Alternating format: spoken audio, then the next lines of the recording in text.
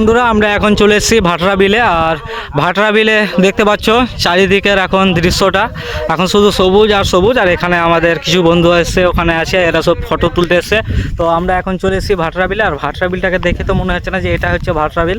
তো যখন বর্ষাকালে যখন জল জমে তখন পুরো মিনি সমুদ্র একটা হয়ে যায়, কিন্তু এখন জল নেই, এখন সব ধান লাগানো আছে। দেখতে পাচ্ছ কত সুন্দর আছে, মানে যত দূর চোখ যাচ্ছে শুধু সবুজ আর সবুজ, কিন্তু ঠিক আছে দেখতে পাচ্ছ যত দূর গাইস চোখ যাচ্ছে শুধু সবুজ আর সবুজ। এবং আমার পেজটাতে যারা নতুন আসবে তারা অবশ্যই আমার পেজটাকে ফলো করবে। আর এই যে দেখতে পাচ্ছ আমার সঙ্গে এখন চলে আসছে জনি খান। জনির কাছে আমি জিজ্ঞেস করবো সেই ভিডিওটা এখন ছাড়লো কেন, তো ভিডিও করা ছাড়লি কেন? ভিডিও করা ছাড়া উদ্দেশ্য হলো মানে এখন প্রচুর চাপ, কাজের চাপ, ওর জন্য ছেড়ে দিয়েছি। আশা করছি ইনশাআল্লাহ নেক্সট টাইমে আবার আসবো।